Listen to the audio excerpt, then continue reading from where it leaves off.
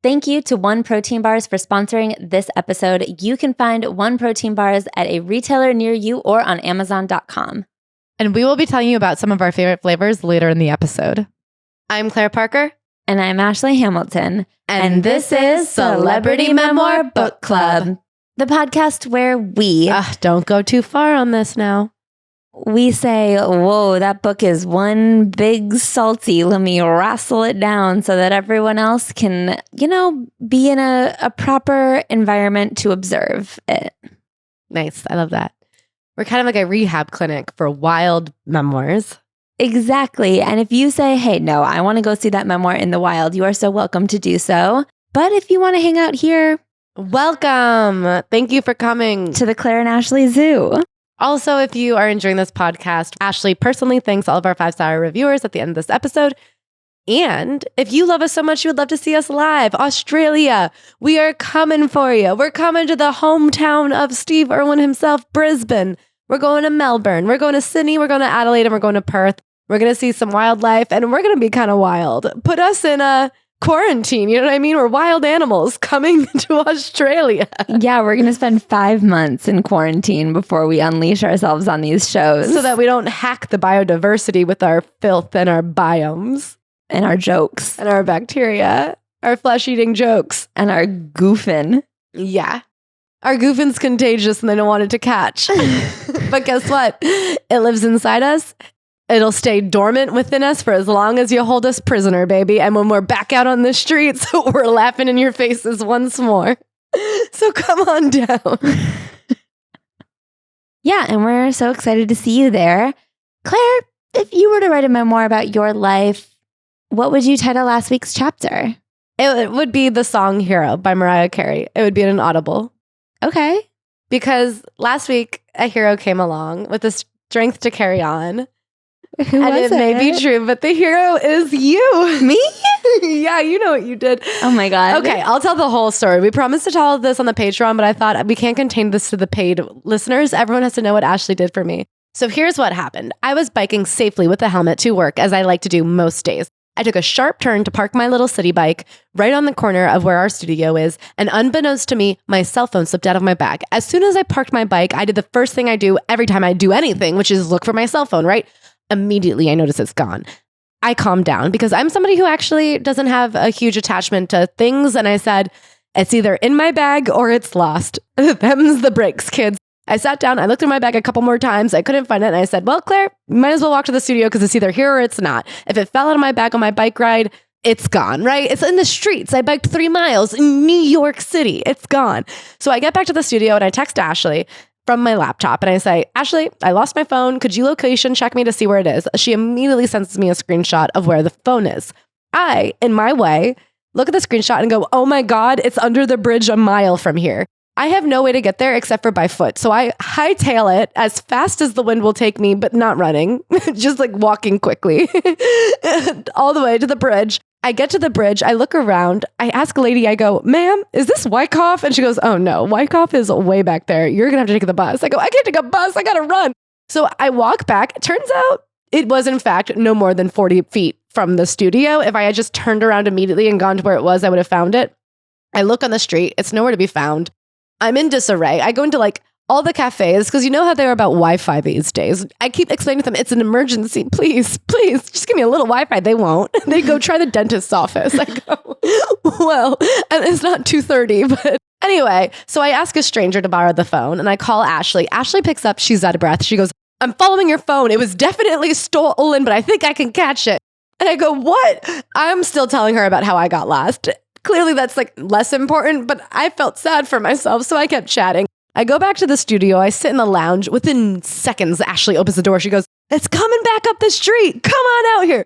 I run with her. She goes, I'm sure it's a man on a bicycle, an e-bike, a delivery worker. He's been just bopping around. She goes, he's coming up that street. It's a guy on a motorbike. Go find him. And I find him in the corner and I go up. I say, oh, excuse me, do you have a phone? And he looks at me like I'm an idiot. And then I didn't want to seem like I was just attacking some poor delivery guy. So I just start asking everybody walking by, like, oh, do you have my phone? Somebody here has my phone. Ashley, of course, had not been fooled by his tricks. So she goes up and she's like, do you have her phone? And the guy keeps looking at us like we're idiots. Like we're two frantic girls screaming, do you have a phone? He shows us his phone. And then finally Ashley goes, did you find a phone on the ground? And I guess at this point he gave up. He realized he wasn't going to be able to take it. And he goes, oh, I found this on the street by a cafe over there. Is that what you're talking about? We were like, yes. Believe it or not, yes. Anyway, I had my phone back. Who has ever in the history of the world gotten a stolen phone back? I don't want to say it's my fault. I didn't ask for it to fall out of the bag. No, you didn't even tell it to. I put it in the bag so that it would stay. Actually, that was the whole point of the bag. But anyway, can you believe Ashley tracked down my phone and hunted it all over Ridgewood? Thank God for people who order delivery from diners. I actually normally think you guys are a hellish psycho group of people. The idea, just go get diner food. Who wants soggy old French fries? That's worse than whatever it is that you're curing by having it delivered. I'm sorry. The way people talk about New York diners like they're good, they're not. They're drunk food. And to have them 45 minutes later when they're chilled is sickening. What are you going to get, a 3-egg omelet at 4 p.m. from a diner? I don't cook good. You could make the omelet. Anyway, whatever. Because of you guys, he was sitting there idling for just enough time for me to get my phone back. And can you believe that? What a friend. Am I right? Thanks. Thank you. A round of applause. Because once I was like, oh, it's gone. I texted Mac and go, well, it's gone. And I was like, well, what on there is going to be a bummer to lose forever? And I was like, I guess I have a lot of wedding photos on there that I took on my phone the day of the wedding. And I went, you know what? No one before 2012 really had wedding photos on their phone. So they're all alive. I guess I'll live. But whoa, to have it back, I was like, thank you. I love these photos. I wonder if you could put them in the cloud. I've thought about it, but I'm so overwhelmed by the cloud. No, the cloud it's really is weird. A step too far. I'll just be more careful. Especially on a rainy day, they fall right out. I know. I don't want anyone. You guys know how protective I am of those wedding photos. I can't have them just raining anywhere. Ashley? Yeah? Do you have a chapter from last week, or would your chapter just be, I'm a hero? I guess I'm a hero. Tell it from your perspective. Go, go, go. Okay. No pressure. You don't have to. No, I'll tell it because it is kind of funny. Okay, so I actually couldn't even get on the train that day, and I don't have a helmet yet, so I'm too scared to get on a city bike without a helmet. I won't do it, and I don't think anyone should, as a matter of fact. Anyway, so I get to the G train, not the G train. I get to the L train to come into the studio, and it's not running. And no one's really saying that it's not running. One man is standing in the corner of the train screaming no trains, but that does not feel like a reliable announcement to me. So after 15 minutes, I said, that guy screaming no trains and all of us ignoring him, he might be onto something. So then I called an Uber because there is no bus that goes from where I live to here. And I'm in the Uber and Claire texts me and says, do you know where my phone is? So I text her a screenshot of it and I think, well, this is a problem. And then I get out where the phone was when I took the screenshot and I check the location again and it's far. It's 7 blocks up. 7 blocks up in a direction where you would absolutely not have walked for any reason. Mm-hmm. You know that I didn't find my phone on the ground and go, great, I'll give myself a little treat half a mile from here. It was probably a mile and it also wasn't where any of our normal treat spots are. Yeah. I start walking into the studio because I was like, well, she's probably there. Because you weren't where the phone had been before. And readers, in case you've forgotten, I'm a mile away for literally no reason. There's quite literally no way she could have predicted where I was, because where I was not where I thought. And the mile that you were is actually the opposite direction of where the mile the phone was. Of course. So why would I have walked in the direction of the phone? So then I just go to the studio to put my stuff down and hopefully find you. I can't find you anywhere. I send you about 10 to 15 texts. I call you about 20 to 30 times. No answer, no response. I think, well, she's somewhere. So then I check the location one more time. It's now 2 blocks away. So I said, well, let me just go look. So I go look. There's a diner and a bank. And so I go into the bank and I ask the security guard, I say, hey, did anyone bring you a phone? And he was like, no. And then I asked the teller and I said, did anyone bring you a phone? And she was like, no. So then I go across the street to the diner. I'm calling the phone. I'm looking around to see if anyone stirs at a phone being called in their pocket. No one stirs. There's a couple delivery guys out front. I start just walking up and down the block a little bit. And then I say, you know what? I'm going to have to turn in. So then I look at the phone one more time. It's now cruising down the street. So I take off down the street. That's Thank God Ashley is the runner, because let me tell you, if it had been me, I would have liked it to be, but I'm kind of a short distance gal. And so then I'm running and I don't see a car. So that's when in my mind I say, this is one of the scooters. I love this. You guys can't see me. I'm so excited. I could hear the story over and over again. She's so deductive. Well, it's moving faster than a walker. And I would say faster than a normal biker, but slower than a car. It's like not, I just knew in my heart it wasn't a car. And so then you call me and I was like, oh, hey, I'm running. And then finally it just got too far. And I said, I can't catch it. And then you hung up. And then I tried to call you back to be like, meet me back at the studio.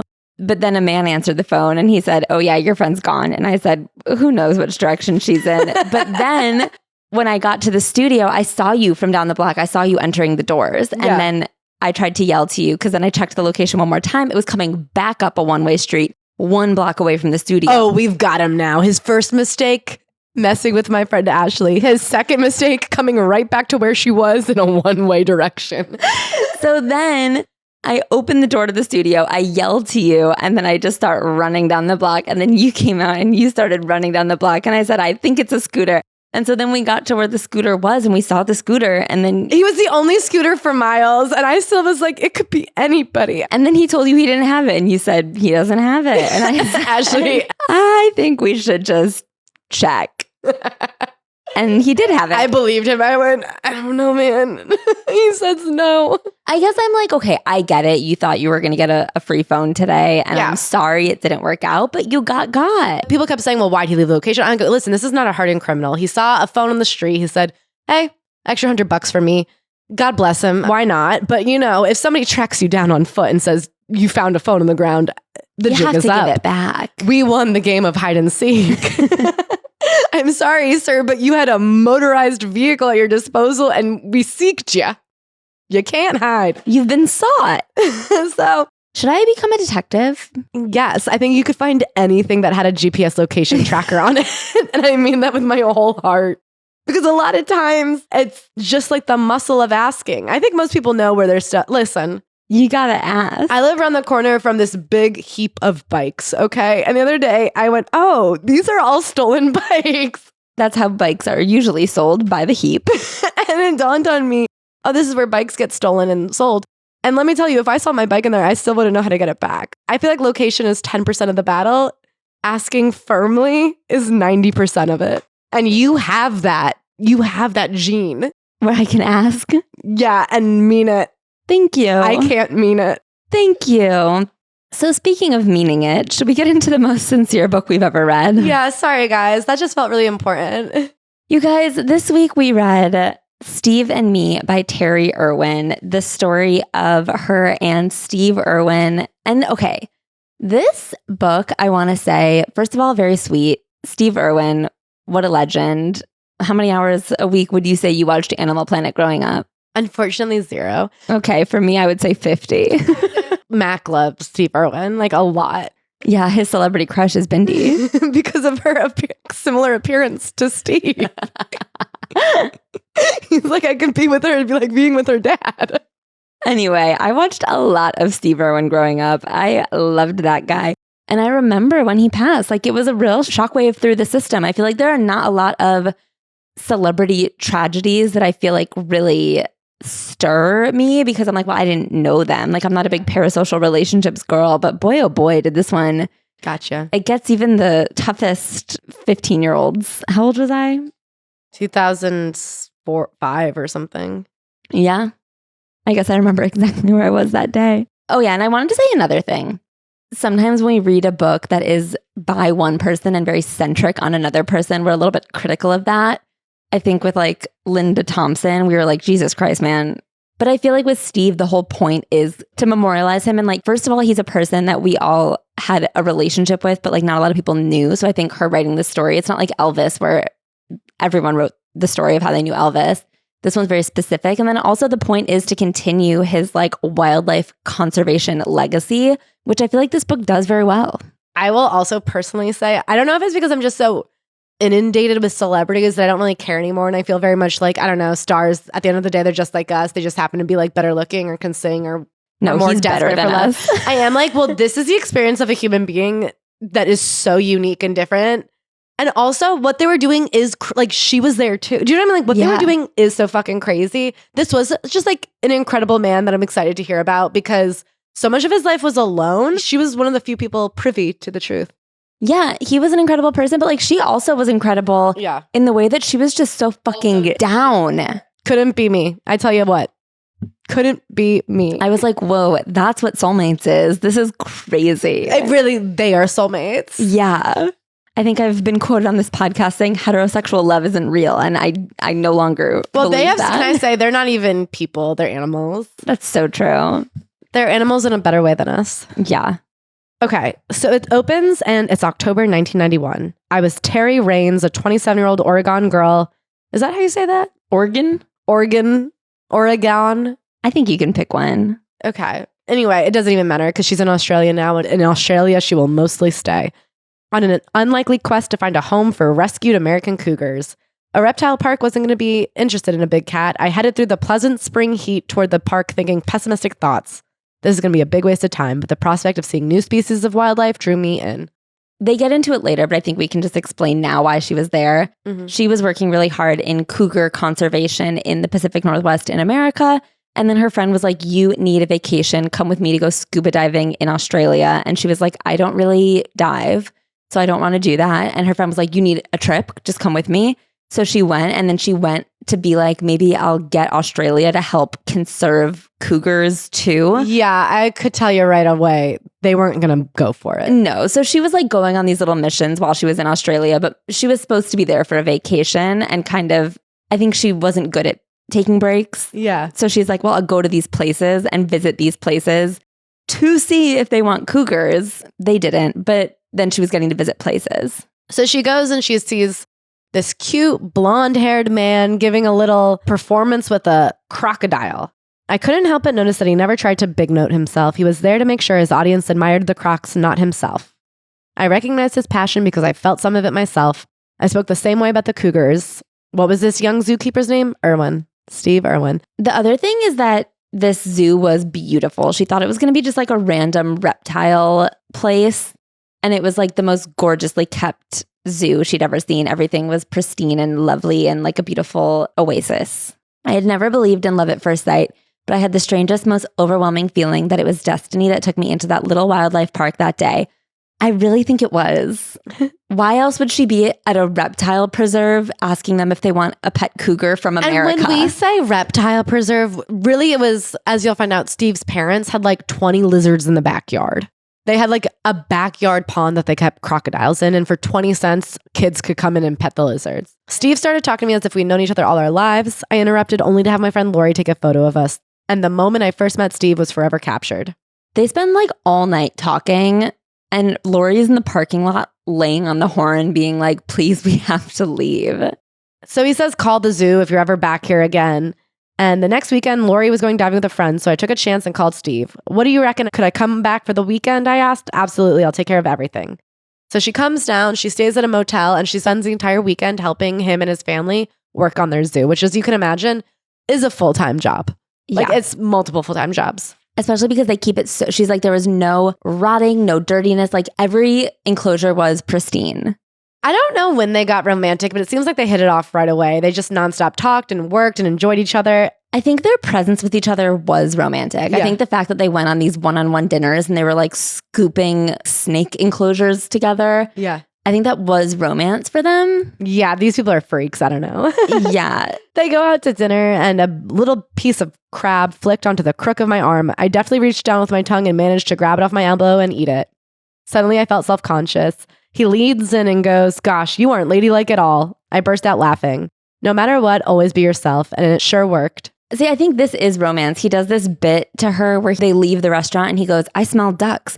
They walk outside and they go around the corner and there's a flock of beautiful ducks bobbing around in a pond. And then she's like, you're incredible. And later she's like, wait, he had been to that restaurant before. I think he knew about the ducks and that was a move. But that's what I mean is I think that we weren't reading this as romantic. And I think that this was like them pulling the moves on each other. I'm so happy they found each other because imagine if I had been on that date and he had been like, I smell ducks. I'd be like, oh, I didn't even know they had a smell. Exactly. So I'm happy they have each other. That's what soulmate shit is. Anyway, she goes back in time, back at home. She's 18 years old. This is 10 years before. She's on Craigslist. No, that doesn't exist. She's like looking through the newspaper and in the classified section. The Craigslist of the old. Yeah, paper list of Craigs. She finds this ad that says cougar cubs for sale. And she's like, I don't think people should be selling cougar cubs. And she goes to see them and they are not in a good condition. So she like gets them and goes home and builds them an enclosure. Yeah, she does everything she can where she calls the wildlife sanctuary. And basically the United States has like one guy who's in charge of all of California and Oregon. And he's like, I don't really have time to go check on this cougar, but if you think it's a problem, you can call these. Like, there's just not enough people in the government whose job is to help them. So she's like, well, I guess I'll have to help them myself. So she goes and spends $1,200 on a cougar and takes it in and nurses it back to health. And then she explains she was raised in a family where they were really into nursing animals back to health. They did everything they could. If they saw something on the side of the road, her dad was a trucker. He would stop, he would grab the little animal and they would try to nurse it back to health, sometimes successfully, other times not. But that was really where she found herself and like her passion. She ends up starting her own wildlife rescue. This cougar rescue mission turns into her being kind of the foremost cougar expert in the area. She does a lot of work to deal with the legislation around cougar keeping because people can just have them, I guess. Yeah. It did make me think like, oh, what is the oversight on quote unquote wildlife preserves? Because it seems like anybody with a cage in a backyard can be like, oh yeah, I'm rehabbing this cougar. Yeah. Well, that's like what they kind of get into later about alligators is that people were like, yeah, this is an alligator preserve where the alligators will be preserved until they're purses. Yeah. But there's like different kinds of preserves. Preserved as iconic fashion. Whereas, you know, her and Steve types preserve the animals to live. I guess she says she earned a certificate as a wildlife rehabilitator, but she had found her purpose. I didn't realize that within the next few months, I would almost pay for it with my life. Her cougar's name is Melina, by the way. At one point, Melina got her a bit. And she's like, you gotta pay attention to animals. They're animals. Yeah, so she takes in foxes, bobcats, raccoons, and possums. She does not like wolves, and that's because what happened is she takes in this wolf and she gives it a Melina's big enclosure and moves Melina into a smaller enclosure. And for the first time, Melina kind of attacks her. And she's like, okay, lesson learned. Don't put a cougar in a smaller enclosure. Also, don't forget, they're still cougars, even if they're your buddy. She would take Melina everywhere. She used Melina as kind of like a spokes cat for wildlife. She would take it into courthouses and stuff to be like, this is what you're murdering. Melina, show them how cute you are. And Melina would. She loves possums. Here's a fun possum fact. I just figured I should put in all the facts. Totally. They're good. Marsupials, of which no possum is, tend to have lower body temperatures than other animals. So possums are among the least likely of any mammal to contract rabies. In fact, they're one of the most disease-free animals I've dealt with. Interesting. So anyway, she's been now working for 6 years since she was 18 years old. Day after day, she's ignoring dates, barely hangs out with friends. Her whole social life is rehabbing these animals, trying to save them, trying to get them to vets. If somebody calls her and says there's a cat stuck in a tree, she's the new fire department. And this is when her friend says, you know, you really need to go on a vacation. Why don't you come to Australia with me? I wonder who was taking care of her animals. I guess they all know each other, right? They must all cover for each other now and then. Yeah, and it seems like her family was also kind of into it. So I wonder if she could call her dad or something. She and Steve also have this commonality where they're both very into the physical challenges of caring for giant animals and building these enclosures and just doing a ton of physical work. But the thing they can't handle is the emotional work of the fact that they are mostly protecting animals from people. Yeah. So after meeting Steve for the first time in that Queensland heat, I arrived back home to a cool, foggy Oregon in the fall of 1991. Melina and cougar country were waiting and my old life quickly swept me up. But the world had changed. I had changed. So every day she's like, maybe he'll call, maybe he'll call. By the third week, she was like, fuck, he was the love of my life and he doesn't like me back. A few months later, she gets a call from him. The first thing he says is, I'm coming to Oregon in 10 days. I'd really love to see you. I was floored. 10 days. That would be Thanksgiving. So she's like, well, do you want to do Thanksgiving with my family? He's like, totally. And I'm sitting here going, well, what the fuck would he be doing in Oregon? He's never been to the US before. I don't even know if he's been outside of Australia, really. What are the chances he just randomly go to Oregon where his crush is? And then I'm like, oh no, he's visiting her, but they're so weird about it. Yeah. Could you imagine? I mean, we're going to Australia and the way that I'm treating it, like I'm doing a month in advance prep for the time zone change. I'm chugging water. I've started taking oil of oregano. I'm into turmeric now just to like mentally get in the mindset. And he's like, I'm going to Oregon. Hopefully my girlfriend hangs out with me. Hopefully she knows she's my girlfriend. Yeah, they just like never really, or in the book, there's just never a real conversation about anything. He'd never visited the United States before or been this serious about a girl. We spent only a few days with each other, but both of us seemed to know that his visit was more than just a casual meeting. So they have this great, incredible hang. And at the end, she says, I have to see you again. For the first time, I was very open about my feelings for him. As he was leaving, I was... For the first time, it's your third time meeting. I mean, he came to America for you. That's so true. The only people that I would go to Australia for are the worms. Shout out. Plug. I was already making plans to see him in Australia. So she goes to visit him in January. And she's like, wait a second. Would I move to Australia? As soon as she sees him, she just kind of melts. They are so intertwined. They go on this trip together where they're driving through basically nowhere. And he's just kind of shouting things like hang out the window to counterbalance the truck. And she's just doing it. And I was like, wow, they're so perfect for each other. If I went on a date and a guy said, will you just hang out the window really quick? I'd be like, yeah, will you actually slow down so I could leave out the window? LOL. So they're going to the Burdekin River, which is like a 16-hour drive. And he basically wants to do it in one shot. This is where she gives some background on the farm. Steve's parents had founded the zoo nearly a quarter century before. Steve's father, Bob, still did the books. His mom ran the food kiosk, and she delivered up delicious sandwiches. Steve's best friend, Wes Mannion, was working as his right-hand man. I love this idea that when Steve was 5, they started a zoo, and the dad's like, I'll do the books. And the mom's like, I'll make the food. And Steve at 5 is like, and I'll handle the animals. And I'll do full-time care for apex predators. But it definitely grew up with them. So they're out, as Ashley said, they're doing this incredible adventure. There would never be downtime for Steve. No time to sit down and unwind. We were off in an instant. As we sat together on a mid-river boulder, the shadows crossed the water and the sun sank lower. We looked into each other's eyes and talked about all the things we loved. I realized then and there that there was no turning back. I had fallen in love with Steve. As the sun set, we made our way back across the boulder before it got dark. So this is where he's really teaching her all about crocodiles and how he wrangles them to get them into safer places. Because one of his big things is relocating crocodiles that have been determined too dangerous by society, which is kind of fucked. But he figures it's better for him to come and blindfold them and move them somewhere away from the people rather than have the people like murder these crocodiles. So he's like, well, I'd rather do this. So they have this big romantic moment where they're bathing in this area of the river. And there's kind of an opening that leads out to the larger area of the river. And they don't really know where the crocodile is. So he positions himself so that when she's in the river, if a crocodile comes into their area, he would get eaten first. And she's like, it's the most romantic thing I'd ever seen. I don't know if she's wrong or not. I don't think she is.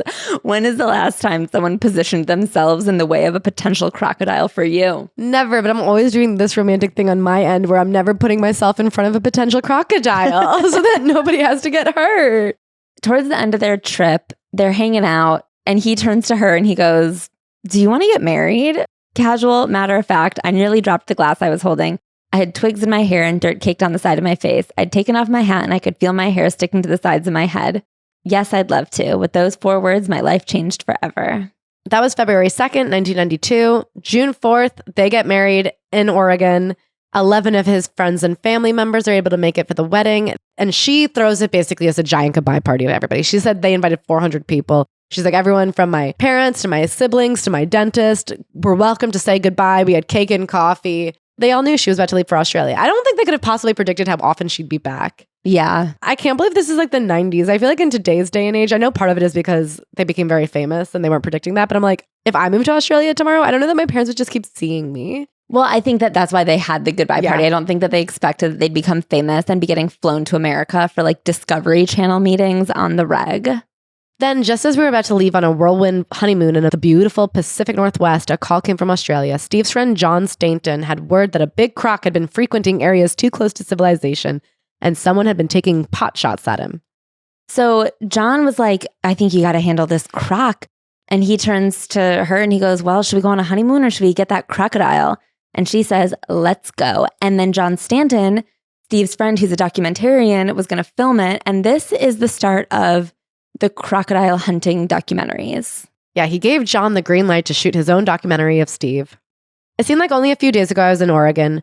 What was I doing? I was out rescuing crocodiles with my new husband, and a film crew was documenting our every move. Newlywed, croc hunter, filmmaker, 3 brand new job descriptions hitting me all at once.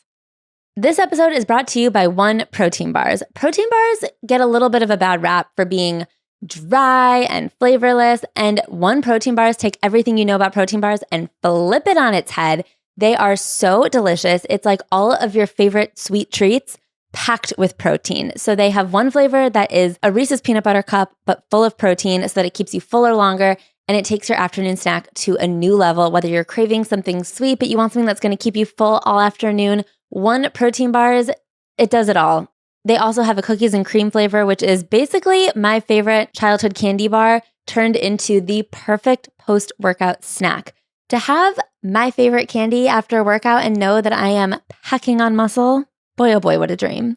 I love them. We keep them at the studio. I'm not allowed to have peanut butter at home. So I get into the studio, and when I am feeling cranky and hungry and I'm just craving a little bit of a pick-me-up, the idea that my little sweet treat pick-me-up is a peanut butter cup that's going to keep me full for the entire episode, it really staves off the hunger. It gives me the energy I need. I am excited to come to work. I used to dread it, but now I love it. Each bar has 18 grams of protein, and they come in so many flavors. You can get birthday cake, you can get blueberry cobbler, and you can get them at a retailer near you or on Amazon.com. So a really interesting thing that I found as someone who watched Steve Irwin a lot is that John Stanton's style, or like the way he directed Steve, became so prevalent, I think, in nature documentaries. Like, Yeah. he really pioneered a genre in a way. John instructed one time, there are 3 people in the documentary. There's you, there's Terri, and the camera. Treat the camera like it's another person. And that, I feel like, informs the way that show existed. Well, that's so interesting because then later when they're pitching it to Discovery in the US, they're like, we don't like this style of documentary because here it's like 80% animals, 20% host. And this is such a host-focused show. And Discovery ends up passing along to Animal Planet. Yeah. Because I think it's considered a less serious amount of work. But I know from the few clips, obviously, as I've said, I was not an Irwin head, but I wasn't one of Steve's crocs, so to speak, croc tots. I wasn't one of the salties. But, you know, you can feel him like, come on. Is that a good accent? Yes. Like, it's very personal. You're out there with him. You're an explorer. We're all Terri going along for the experience. Because the thing that she speaks about so much in this book that was so contagious is his enthusiasm and his appreciation for the animals that he is conserving and teaching you about. And I think that without his presence, I don't think kids who weren't big crocodile people would have been at all interested in just like watching crocodiles croc about. But like the way that he was so excited about it, you're just like, I guess I'm excited about it. She says he completely relaxed and he managed to just be himself, which was true of his entire career. So this is her honeymoon, and she says, I'm in fairyland.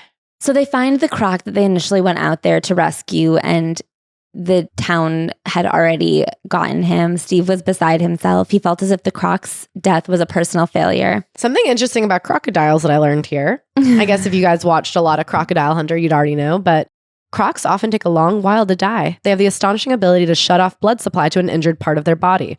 The big croc had shut down and gone to the bottom of the river at last to succumb to his wound. He was huge, some 15 feet long, fat, and in good shape. But then they find another crocodile who is also in danger, and they do manage to save that one. So oh my God, kind of a consolation. This is when she falls in. Oh, yes. Because they see a python around a tree branch. She's like, oh, look at this. The python falls into the boat. In a panic, everybody jumps back.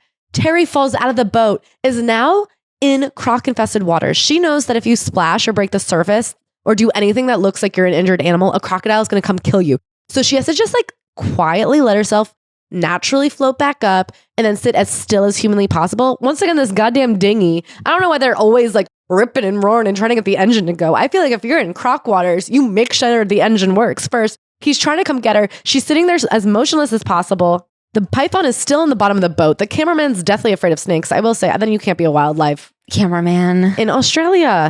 Anyway, he finally gets it. He runs over and saves her. Thank God that Steve was there. Wherever I was in the Australian bush, whatever I was doing, I resolved that Steve had to be with me. I felt that as long as he was there, no matter what accident or incident happened, I knew I would be fine.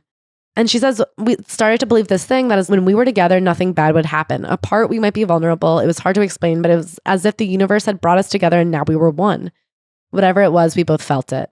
That's so beautiful. So they find the second crocodile and it's in a cage, like a crocodile trap. And essentially, Steve's dad came up with this method of transporting crocodiles where you catch them in a crocodile trap, but then you can't transport them in that trap. So you have to like let them out of the trap and then jump on their head and legs and then tie them up. And you like duct tape their mouths so they can't bite you, and then you blindfold them so that they're chill. I don't know why being blindfolded. I guess you're like, well, lights out. Lights are bedtime. out. And now we're good. Crocodiles keep a strict bedtime. So the previous way of doing it was to like harpoon them and then hope they like healed from that wound. And so Steve's dad invented this other method where you just kind of get them tied up and incapacitated, and then you can move them to a safer place and then untie them. Mm-hmm. He said the survival rate for the old version was like 1 in 5. And now they're much more likely to survive transportation, but it's obviously much more dangerous for the people transporting. And so this is Terri's first official croc transport. And Steve's like, okay, what I'm going to do is I'm going to lift the trap and then you're going to jump on the crocodile's mouth. And she was like, pardon? And then he was like, now. And then she just did it. And I was like, that's why you're soulmates. Because if someone said that to me, then there would just be a loose crocodile. I'm not jumping on a crocodile's head. Are you fucking kidding me? I don't even want to jump over there. I don't know if I'm not in the mood to move. I'm not moving. I would say no. I slept outside last night and I'm too tired to jump on a crocodile's head. I won't even get out of bed some days.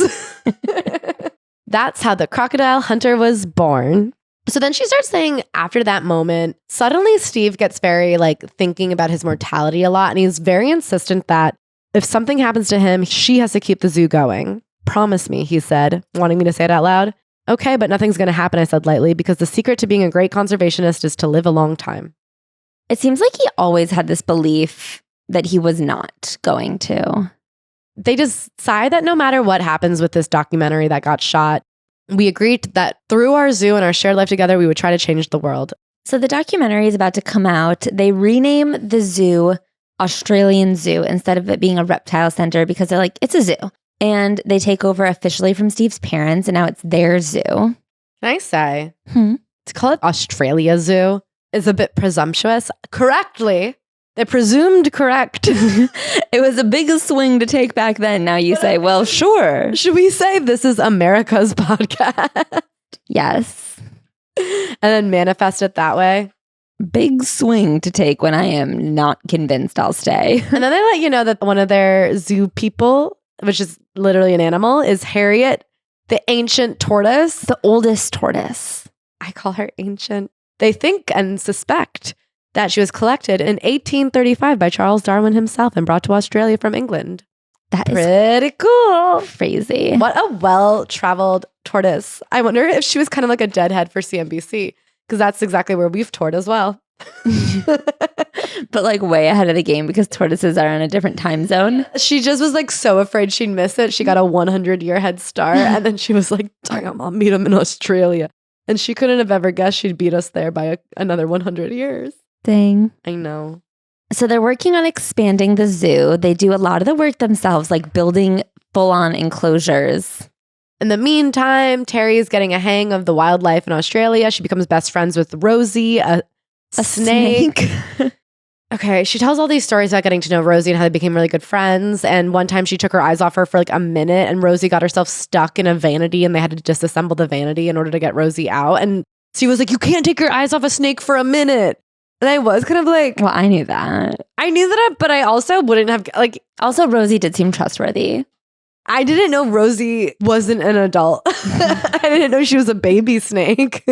She's like, oh, we did all of our chores together. How could I have possibly guessed that a snake that does chores also couldn't be trusted on its own?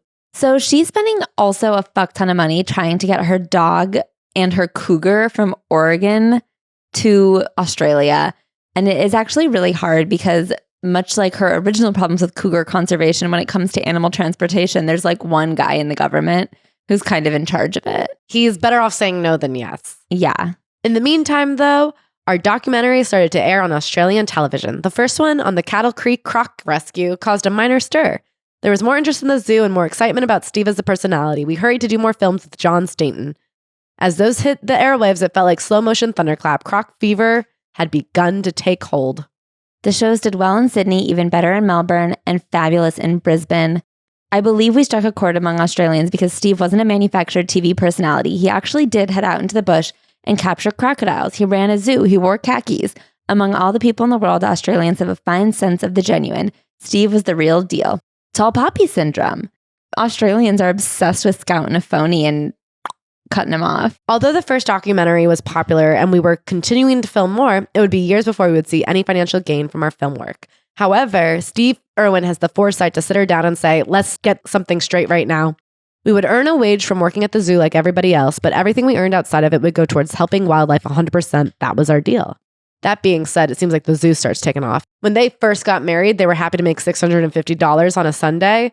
Soon they started doing $3,500 and then $4,500. By the end of this book, they're building an $8 million crocoseum. So that's like a coliseum for crocodiles, in case that wasn't clear. And it paid for itself to give you a sense of what kind of cash. Then, of course, she, more than the dog, she has immigration issues. And ironically, she has to go back to America in order to get her license to come back to Australia. That takes 2 months. Crikey, as they say. So she is devastated because she and Steve, they're one. They hate being apart from each other. It sucks. Another fun fact about emus, this whole story is littered with fun facts. And I realized that's kind of all I highlighted in this book. I was like, here's a fact. I don't know a single thing about the plot of Steve Irwin, but let me tell you about emus. It's the dad who raises the kids. All the mother does is deposit her eggs in a nest scraped into the ground. Then it's the father's responsibility to raise them up. Sounds like Dan in real life. Do you know that movie? Yeah, of course I know that movie. Where Steve Carell is the dad of 3. Yeah, he's Dan. In real life. She learns to like Vegemite. I can't wait to try Vegemite when I get down there. We actually have some. Yeah, but I don't want to try it outside of its natural habitat. I'm going to try it on I want it fresh TikTok from the week. ground. Fresh cut veg.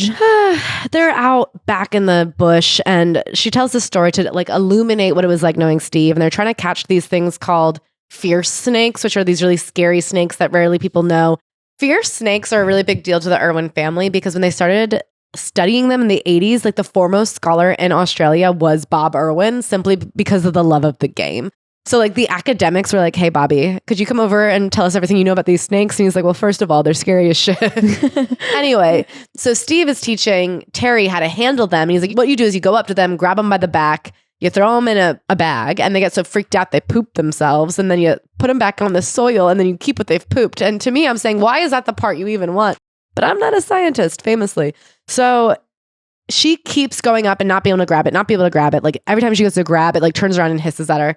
And finally she says, what am I doing wrong? You're too bloody scared, Steve said. Oh. Then I reached down and picked up the snake. It was magic. Once I had the nice, soft, supple body in my hands, it was as though the snake and I had a connection. And then she's like, that's why he's so great, because he doesn't tell you how to do it until you ask for his help. And I'm also like, okay, I get that obviously that was the correct advice to give.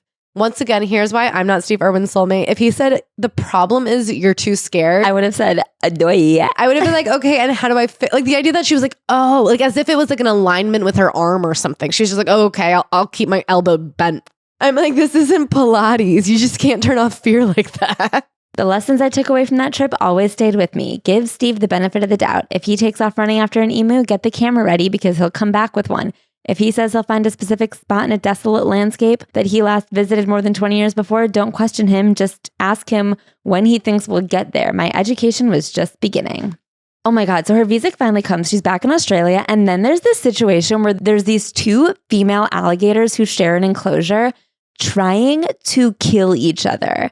And so Steve is like, well, we have to leap on them and yank them apart. Can I tell you, if I saw 2 alligators trying to kill each other, I'd be like, God bless, good luck. I mean, I saw someone try to steal my phone and I went, well, you don't want to give it back. That's okay. I think the lesson we're learning here is that you and I will never marry Steve Irwin. Yeah, or really have anything to do with a wildlife rescue situation. Sometimes Bug acts like bitchy and like in a passive aggressive way. And I'm like, enough.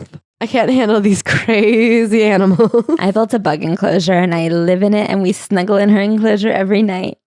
That's so true. I live in a wildlife rescue. So they're just adding new types of animals here, there, this wit and the other. Oh my God. And then Steve gets his first bad press. Yeah, right around the time they finish their eagle enclosure. there's this news story where people are talking about his documentaries and saying that he is lying and he doesn't even work with wildlife. He's actually just like a magician and he's tricking people into thinking he's wrestling these alligators. And it really hurts his feelings. I mean, preposterous. She also did get her dog to Australia after 9 months of quarantining, which I think is incredible. She never gets the cougar to Australia, but I'm happy that Shasta came. Steve continued our serious discussion. He spoke of his mortality. He was convinced that he would never reach 40. That's why he was in such a hurry all the time to get as much done as he could. He didn't feel sad about it. He only felt the motivation to make a difference before he was gone. She says that really helped her. I mean, this is what we talk about with our bell hooks. Our latest bell hooks chapter has been like about embracing death and using it to live a fuller life. And I'm like, God damn it, didn't Steve. He also is starting to feel a little bit famous. And he's like, thank God we met before I got on TV, because how could I tell if you loved me or not? And I have to say, there's no amount of fame that's like worth what he got famous for. It's one thing to love like an athlete who will cheat on you in the press. It's another thing to love a man who's like, by the way, we made all this money so that I could go deeper into the bush and get bit by more tarantulas. Like, that's not, I don't know. You don't like marry a rich man to sleep in mud often. They are, okay, there is this one night where it's pouring rain and they were planning to just sleep under the stars. So they didn't bring any gear really to sleep under. And the car is so packed with equipment that they can't sleep in the car. And so they just roll, the two of them and his dog, Sue, roll into a tarp and sleep in the tarp in a burrito. Imagine being like, thank God I met you before I got famous. You know how many women would have only been here for that experience? Like, nobody goes after a famous man to sleep in a wet tarp. If anything, you go after a famous man to never have to sleep in a wet tarp again. Then he discovers a new turtle species that gets named after him. That's kind of cool. Very cool. Could have been me if it had been. If I had found that turtle first, it would have been the Claire Parkera. Think about that. So then they decide to expand. He's like feverishly building all of the crocodile ponds himself. He works for 16 straight weeks. Steve ended up with terrible concrete burns on his arms and hands. His wrists had to be splintered, but he never complained. And it was a huge success. So then they do this huge documentary, like super ambitious, where they would trace all of Australia's legendary dingo fence constructed across the southeastern sheep country to keep out the predatory dingoes. So at one point it was 5,000 miles long. It's now down to like 3,000 miles because of debris and stuff. Spoiler alert, does not keep out a dingo. The dingoes just jump over it or burrow under it. But it is the longest fence. It's cool to go see it, and they see really cool animals and make a good documentary along the way. So Steve doesn't really slow down, but the one thing he will do, like when he really needs to think, is he'll do this thing called fire gazing, which is where he builds a fire and then looks in it. I get it. I get it. So one night he's having a really hard time, and so he decides to go fire gazing, and then he just like comes into the house just renewed with energy, and he goes, we have got to have children. And previously they'd had a conversation where she had mentioned kids and he was like, oh my God, that would be crazy. And they never really talked about it again. And now all of a sudden he's like, oh my God, we've got to have kids because they'll continue our legacy. The way my parents passed this zoo on to me, I have to pass the zoo somewhere. And she's like, great idea. Something interesting about Steve is he's against showing the negatives of what we're doing to wildlife and more for like helping people fall in love with wildlife itself. He's not trying to expose the evils. He's trying to make you love the animals. So that you just care about them more, which is like an interesting approach. And he talks about like, for example, whales, like the people who kill whales. He says, we've got to get the message out. But his idea was to bring the beauty and joy of the whales to the people so that they would naturally fall in love with them and not want to hurt them. He didn't want to dwell on images that would make people sad and upset. So they're excited to have this kid. It's going to be a wildlife warrior. And they're like, yeah, obviously he would grow up wanting to save wildlife. I will say, being raised by them, I don't know how you could want anything else. Yeah. It just feels like you'd be like, well, what else is there? Like a religion. Kids never turn their back on religion. Exactly. No kid has ever grown up and said, wait a second, that was crazy.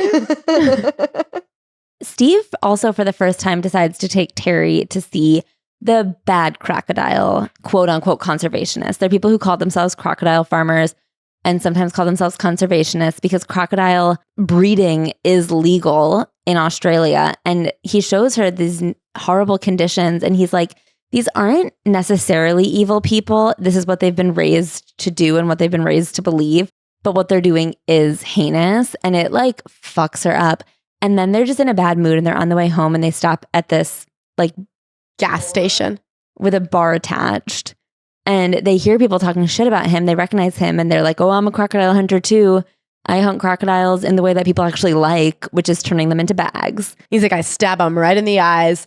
And he goes fucking bananas on their bitch asses. He's like, you come outside to the, what do they call it? A car park. He squares up. He says, you get out here and do the car park. Steve puffs up. All 6 of them back down. Not one wanted to muck with Steve, who was clearly out of his mind with anger. All the world's croc farms, all the cruelty and ignorance that made animals suffer the world over had come to a head. So he gets in the truck and she looks over and he's crying. And she's like, oh my God, that tough guy who scared the willies out of 6 grown croc killers. He's just a softie. He's a softie. He was more than my husband that night. He was my hero. You had told me before, but that night in the truck it hit home. Steve lived for wildlife and he would die for wildlife. He came by his convictions sincerely from the bottom of his heart. So then they get this call from the Discovery Channel, the gold standard of documentary cable television in the States. And she goes to pitch their kind of angle. They show Steve's documentaries. And the Discovery Channel people are like, this doesn't make sense. Yeah, but they're like, you can go to Animal Planet, which is like the tiniest little channel and only has 250,000 viewers. And It's they're like, brand new. Sold. Just getting our shows on television in America was a big deal, but it was just the beginning. So then they get this opportunity to do some other projects. They do Dateline.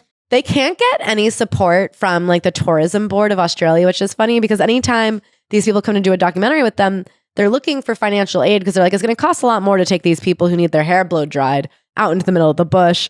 But the tourism board is like, we don't want people to think of us as like the most deadly animal country. That's actually kind of Bad for tourism. That's like not really the brand. And she's like, absolutely not. People will think it's cool and they'll come visit. True and not true. I feel like on the one hand, some people do think it's cool, but I also know a lot of people who are like, oh my God, it's too deadly in Australia. I wonder if to them, you know, when people are like, is it safe to walk? They're like, I'm staying in the West Village. Do you think I could walk to dinner or should I take an Uber? And you're like, yeah, you're going to be okay. I wonder if that's how they feel about us being like, I'm scared to go to Australia. What if I get bitten and die? Yeah. Now I know you just have to be not scared. Yeah, turn off your fear, bitches. So then she gets pregnant. Heck yes. They're at a party in LA and they're like, ugh, LA is so boring. The Cable Ace Award banquet in Los Angeles. So she's like, let's go upstairs. And she says it was the best 7 minutes of my life. Uh-oh. It's saucy. She has another saucy line later when they were trying to have a boy. And she's like, I told Steve I was ovulating 20 days a month. And finally he was like, I don't know if that's true. Can I say something? Okay. Since she brought it up, I was thinking about their sex life because they're always out in the bush, right? Yeah. At one point, she tells a story about how they were on this 25-day excursion. And so the only time they could ever really shower is if they saw like an animal feeding trough tube somewhere. So she goes to take a shower at one point and she realizes there'd been like an overflow pond and one of the sheep had gotten stuck and died. So she's bathing and washing her hair in this pond with like a dead sheep scum. And she's like, was it worth it? Who knows if I was cleaner or not cleaner? And I'm just sitting there being like, Not cleaner. okay, I just feel like from a UTI perspective, They could not be having sex. I just think it's so unsafe to be having sex when like your cleanest water supply is full of dead sheep, right? Right. Which is, I think, why they planned very specifically. And they had sex in Los Angeles at a hotel. How clean is it there? You know what I mean? The metaphorical dead sheep of Los Angeles. But that was something I was like worried about. Yeah. But then she gets pregnant. Huzzah!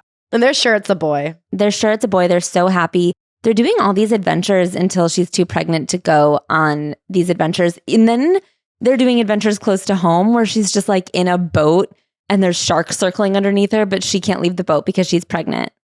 Support for our show comes from One Protein Bars. Keeping a snack on you at all times is, dare I say, one of the most important things you can learn in this life. Okay, when I travel, my dad is really big on making sure you pack enough protein bars so that if you crash in the woods, you can survive there. But he's right. Can I say the amount of times that you and I have been on tour and our flights get delayed, everything gets mixed up. And what do we have? Nothing except for the protein bar in our bag. And I'm so grateful for it. I never know when I'm gonna get cranky. I'm a real if I'm hungry, I'm mad kind of person. To have like a delicious protein bar on hand at all times. I love to throw them in my bag. I love to like forget I throw them in my bag and then surprise myself later and be like, thanks for taking care of me, Claire. The idea that I'm grabbing what I think is a candy bar and eating something delicious, but also fueling my body with protein is an amazing feat of science. Imagine if we had had a protein bar in our pockets every single time you and I had gotten into a bit of an argument and it turns out one of us was just hungry. That would have protected like 95% of our arguments, but the other 5% I do think are PMS. One protein bars are the perfect protein bars to get you through a busy day. They are so good for a midday snack, for a post-workout bite. They come in so many amazing flavors like peanut butter lovers, like cookies and cream. They have 18 grams of protein per bar, and they taste delicious in every single bite. You can get one protein bars at your local retailers or at Amazon.com. One of the adventures they go on is to Tasmania, and they watch a whale beaching, which is one of the heartbreaking mysteries of the animal world. It is little understood. At this moment, no scientific reasoning mattered. And she said they watched as like 34 whales just strand themselves on the beach, including calves and pregnant mothers. Okay, this book came out, I think, in 2007. Is there any update there? Do we know what's going on? Why are they doing that? Can someone please figure it out? I'm curious. Me too. So then she has a baby, and it is a girl.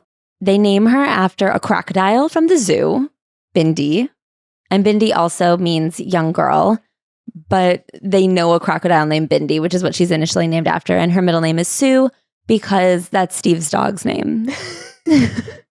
Well, it's Steve Dog's nickname. And they could have given her something formal like the dog's full name. Steve was such a proud parent. I guess if I ever have a baby, I'll name it after Bug. I watched Bindi as she stared intently at her daddy with dark, piercing eyes. He gazed back at her and smiled, tears rolling down his cheeks. With such great love for his new daughter, the world had a brand new wildlife warrior. I had an overwhelming feeling that as long as we were together, everything would be safe and wonderful. It's so cute. She's talking about Steve comes home from a trip when Bindi was too little to travel, or like when Bindi wasn't traveling with him. And she was like, oh, Bindi missed you. And he's like, how can you tell? And she's like, oh, she literally vibrates with excitement when you're near. That's so cute. So she takes this time, Bindi's birth, to kind of go back in time and talk about Bob and Lynn Irwin, Steve's parents. They had both moved from Melbourne to Queensland in 1970. She was a nurse and he was a plumber who just had like a love of all things animal. They were so lovable and loving. Bob's knowledge of reptile and especially snake behavior made him an invaluable resource for academics all over the country. So Bob develops this technique for moving crocodiles that are deemed dangerous by society. And Steve starts joining him at a very young age and performs his official crocodile capture where he like jumps on top of a crocodile and wrestles it so that they can pin it down and tie it for moving at 9 years old. Okay, I have to say, if I had a child, they would not be allowed to play with Steve. They tell the story about like when Steve was on a cricket team when he was like in first or second grade. He gets bored and runs away and catches these really dangerous red belly snakes and they can't figure out where to put it. So they put it in the bus driver's lunchbox and end up catching like 6 of them, forget to tell the bus driver. And then they'd like drive home with this box of snakes. He had gotten them specifically for his dad because his dad didn't have one in his collection yet. And he was surprised when his dad got really mad at him. But he's like, you can't put a box of snakes on a bus with a bunch of kids. That's quite literally a horror movie. And I have to tell you, if my son was like, oh, can my friend Steve come over? I'd be like, no, you never know what that kid's going to bring into this house. I can't handle 2 6-year-old boys and a fucking snake. What's that famous phrase? We got to get these motherfucking snakes off this motherfucking plane. I feel that way about all places. We got to get motherfucking snakes out of almost every place. Planes, bus, home. Oh, train, car, studio, workplace. But the thing is, I feel like a young Steve who didn't know what was going on, I would not trust my kid to play with. But an old Steve who was like the master of wildlife, I'd be like, yeah, if you're going to be near a snake, I'd rather you be with Steve. I guess I'm thinking about myself here and when would my kid be near a wildlife? I live in Bed-Stuy. There's like chickens a couple blocks from me and that's like a to-do. A lot of rats. Sometimes it really gets to Steve that he has to catch these crocodiles at all because he's like, they've lived in these places for years and years and then cities pop up around them and now they can't live in their home anymore and they have to move to a different home. And it's so sad to gentrify these crocodiles out of their land. I felt so emotional contemplating the fear-based cruelty that prompted humans to hate these animals. So after he graduates high school, Steve goes out to the bush and lives there for like a decade by himself doing crocodile movement. And that's where he really becomes him. So he's out there like almost, I think, for a full 10 years, fully alone. And I guess that makes you kind of cuckoo bananas, but it also made him like one with wilderness. And that's why he had such a good understanding of the animals, is he lived among them by himself like an animal for years. And that's when he like really committed himself in a way that most people don't commit themselves to preservation. Yeah, I think he like would come home for holidays and help with the zoo a little bit, but he was mostly just out there. Just with his dog, Chili, and later Suey. Those years have been like a test of fire. So they moved to a new plot of land that's attached to the zoo where they have this cute little house and they're right next to the zoo. And they're like, the zoo is where we hang out. The house is where it's just family and they never have people over. And like their best friends have not seen the inside of their house because they only hang out at the zoo. Yeah, they're like, we have to have something that's just for us. Otherwise, we'd get overwhelmed. Especially because they're becoming kind of famous. And so it's just stressful. They're like, this is just our zone only. And this is a man who could be alone for 10 years. Like, these are kind of solitary people. Yeah. Anyway, Bindi was 6 days old when she embarked on her first film shoot.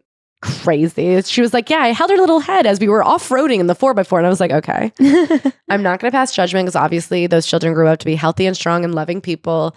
And like, whatever, there's worse ways to raise your kids than lovingly watch them get bumped around in a van. But oh God, does that really stress me? Some people have babies that are scared to like go up and down stairs. It's so funny to be like, I held her tight as we like drove through rivers. She's like, I never once caught a feeling of annoyance or impatience at the prospect of having a 6-year-old baby on set from the crew. 6th day. And then later she's talking about being on a plane with Bindi when she's only like 10 days old, taking her to the US. Steve watched over her almost obsessively, fussing with her and guarding to see if anything would fall out of the overhead bins whenever they were opened. Such a protective daddy. It is so funny to be like, these bins are dangerous. Listen, everybody's got their environment that they thrive in. I don't know. I mean, I guess the thing is, so they do receive a lot of judgment throughout their and lives. That's why I'm trying not to be judgmental, because those kids grew up better than probably yours. Probably yours, but probably like, mine. I don't know. It's just like there is context that people refuse to take into account, which is that they were being exposed to wildlife by the person who knows it probably best in the world, you know? And by somebody who had been raised being exposed to wildlife. As they say later, this is their like family value and tradition. Yeah, so it's not just because they're white doesn't mean they can't have values and traditions. Okay. This is a culture of sorts. But I was going to say it is a culture. Like there are people who just raise kids in different ways, and they're not saying everyone should just dangle their baby in the mouth of a crocodile. But if you have a crocodile expert on hand, could be fine. One thing about Steve that I will question is that if he hurts himself, he's like, just leave it. She's like, can I just put a Band-Aid on it? And he'll be like, no. It's called the goanna theory of injuries. And basically when he was living in the bush, he would see a goanna get hurt sometimes and it just kept going. And he's like, if it works for a goanna, it works for me. And he goes, if the leg still works, why would you go to the doctor? And like, he'll get bit by crocodiles and just be like, hold it. Yeah. Hold it till it heals. I mean, I'm like, just Neosporin, man, just in case. At one point, he falls into some like poisonous plant that like the local tribe uses to literally poison people to death with. His whole arm turns black. He goes, well, what would you guys do for this? They go, well, we die. I don't know. We use it to dye people. And so he just waits it out. And sure enough, it heals. He makes it through. He was worried about the gangrene, but seems to be no problem.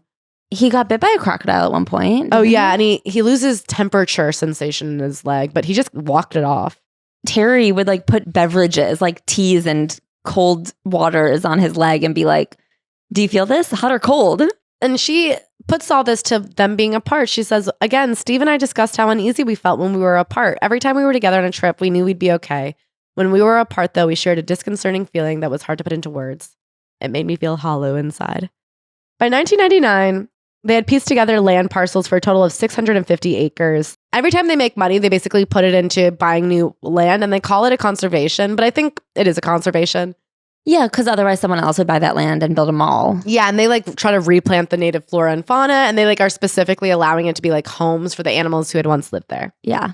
So in 1999, Lynn and Bob are going to move inland a bit and take over this giant piece of conservation land that they have, and everyone's so happy because they'll be closer to the kids, and They'll be able to live out their personal dreams of like overseeing this huge group of animals. Unfortunately, on the final day of the move, Lynn dies in a car accident. This guts Steve entirely. The family was in free fall. Steve was in shock. Bob was even worse off. Lynn had always acted as the matriarch, the one who kept everything together. She was a strong figure, a leader. Steve headed out into the bush alone with just Suey and his swag. Swag is like a sleeping bag. He reverted to his youth, to his solitary formative years, but grief trailed him. My heart broke for my husband. I was not sure he would ever find his way back. So just when things are getting bad, Hollywood comes calling. So they lose an Emmy for his TV show for kids. They lose out to Bill Nye, and they're like, whatever, he could have it. But they start talking about a movie. It's going to be called Crocodile Hunter Collision Course. The problem, however, is nobody will insure his ass because he insists on a couple of things. One, that the main message of the movie be conservation. Two, that he does his own stunts. It's so funny to be like, who else would do his stunts? Like, who knows crocodiles better?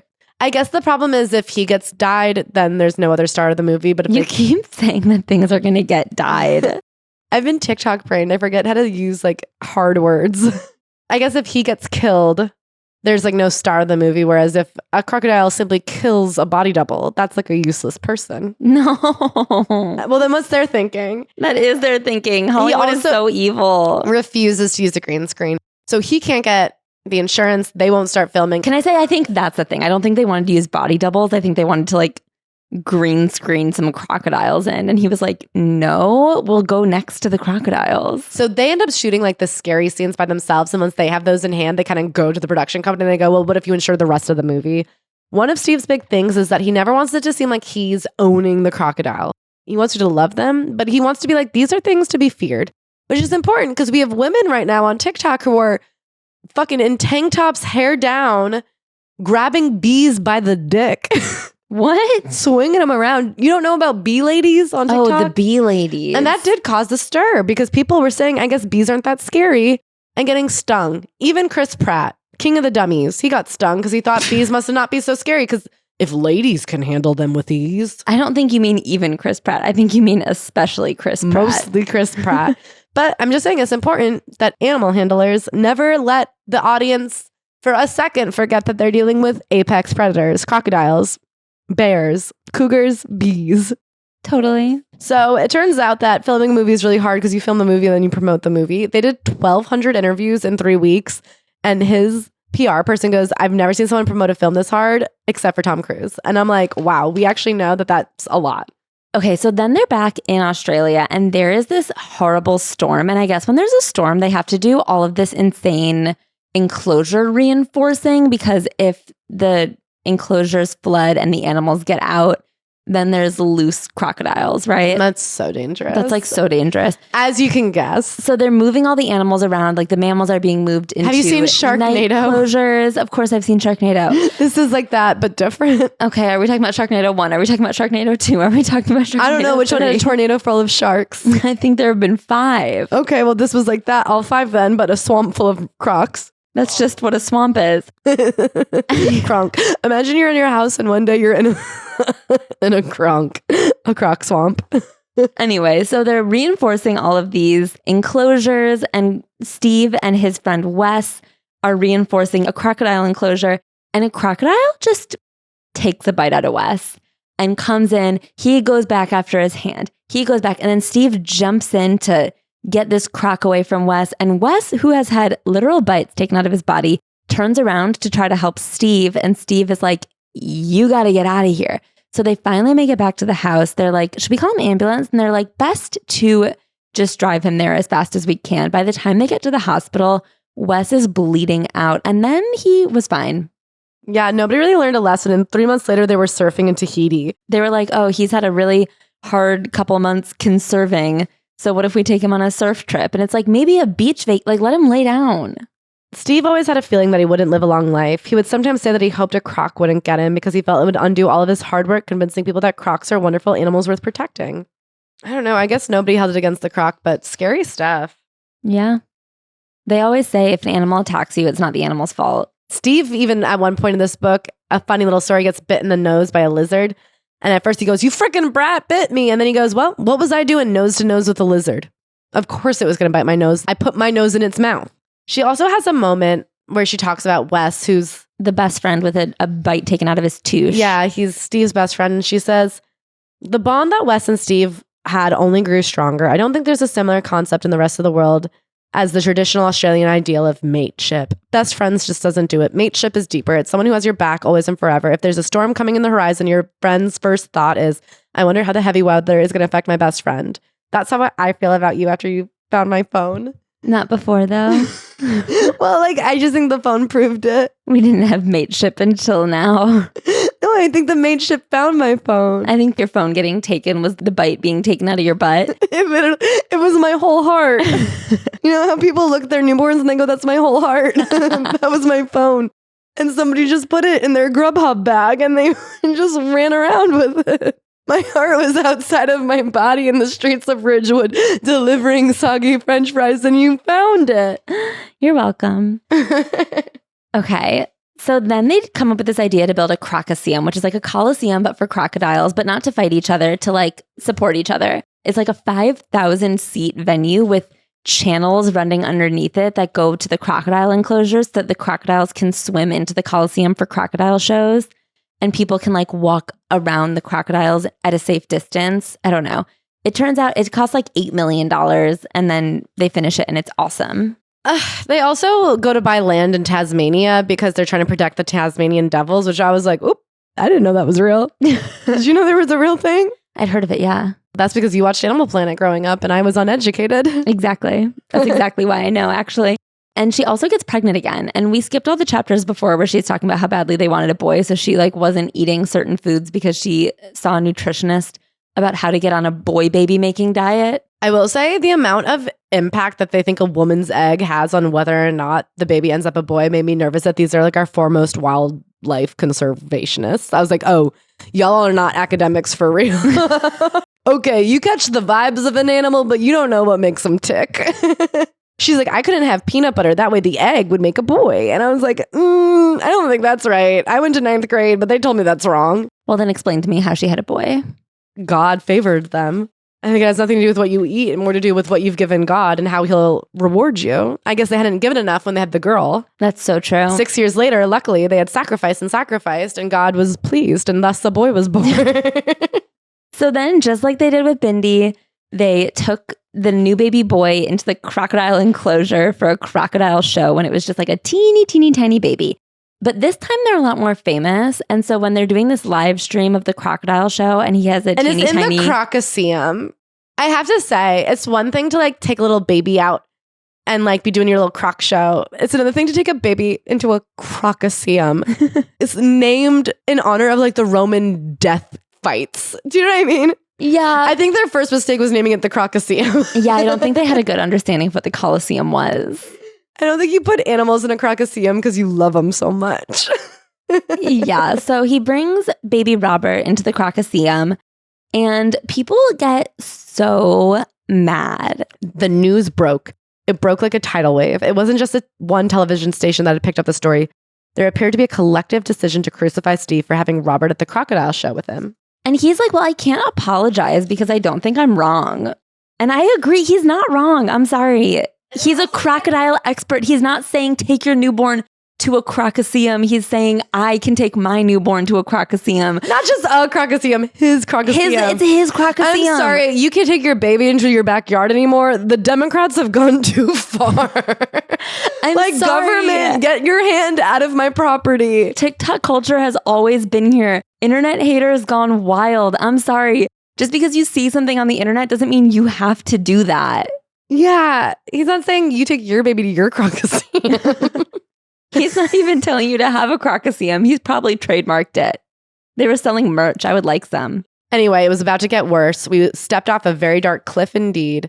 They get called by Child Protective Services and they're like, we can take your baby if we fucking want.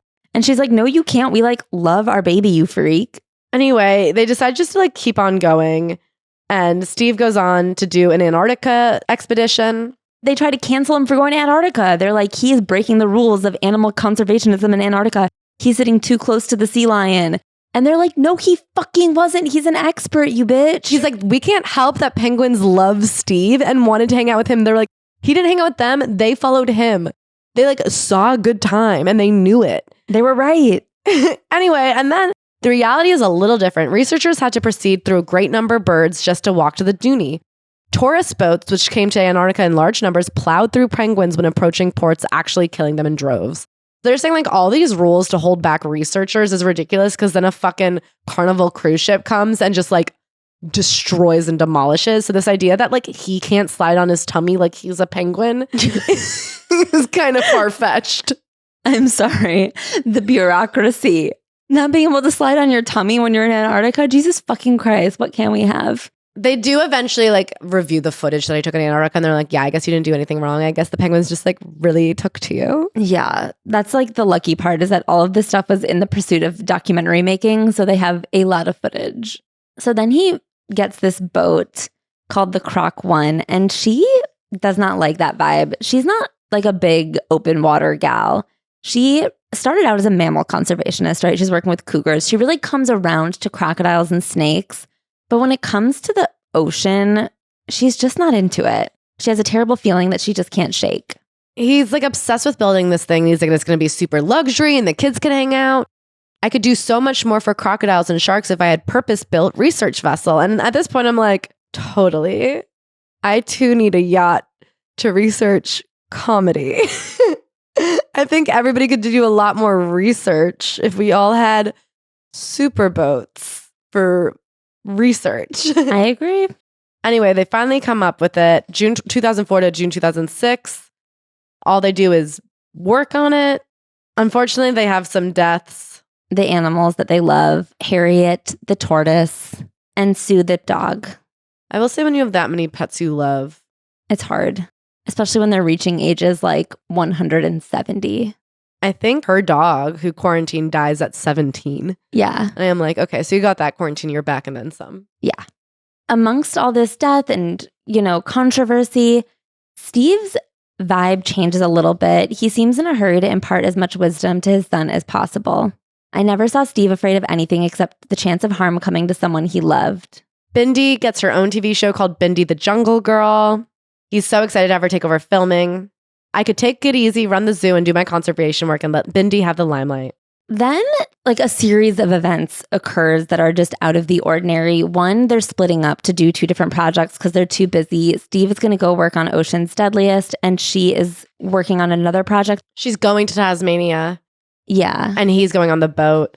When I first met Steve, I made a deal with myself. Whenever Steve suggested a trip or activity or a project, I would go for it. I found it all too easy to come up with an excuse not to do something. Oh, gee, Steve, I don't feel like climbing that mountain or fording that river. I'm a bit tired, it's a bit cold, it's a bit hot, and I'm a bit warm. There would always be some reason. Instead, I decided to be game for whatever Steve proposed. Inevitably, I found myself on the best adventures of my life, but for some reason, this time I didn't say yes. She ended up going with her 2 kids and their nannies to Tasmania, and he went off to explore. They also, right before that, had this month in the bush together where they just had the most magical family experience. They all wrangled a croc together.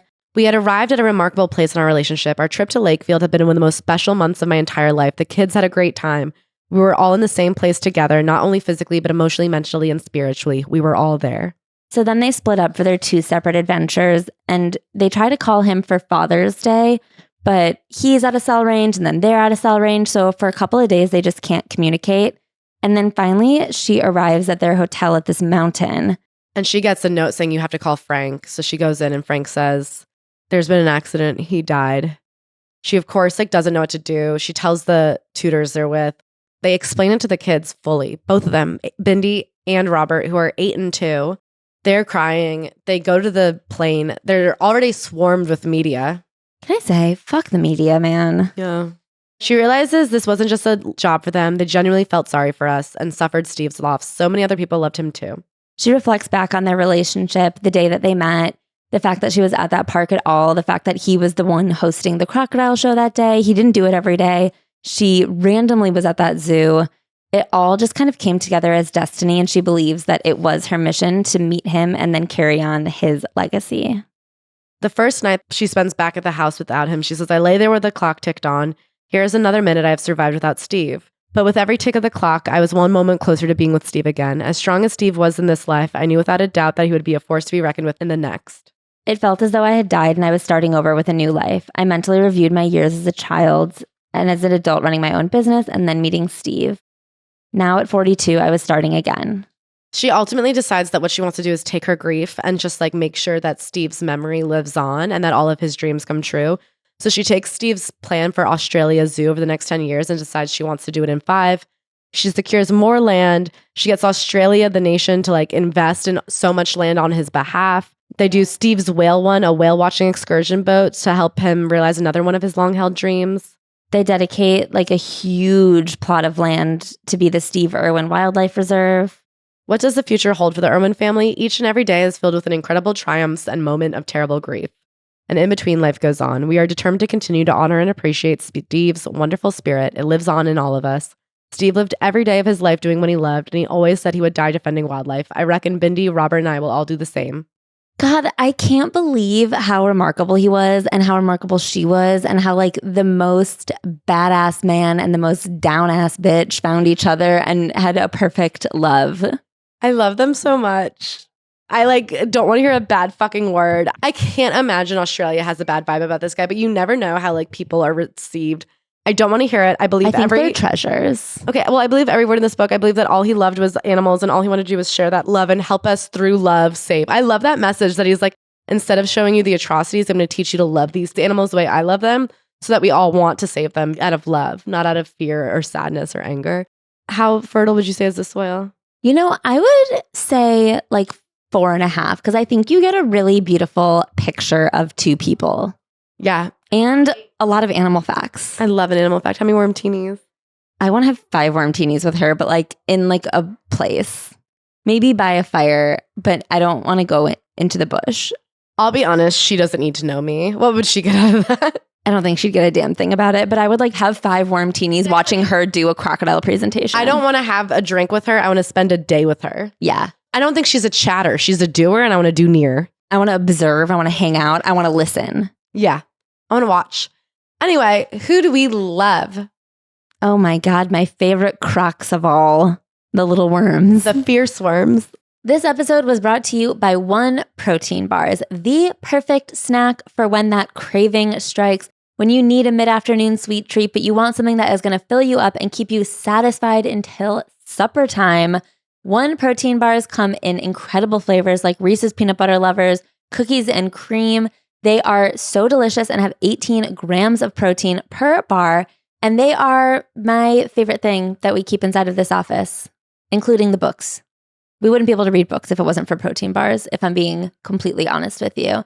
So thank you to One Protein Bars for sponsoring this episode. You can find One Protein Bars at your local retailer or at Amazon.com.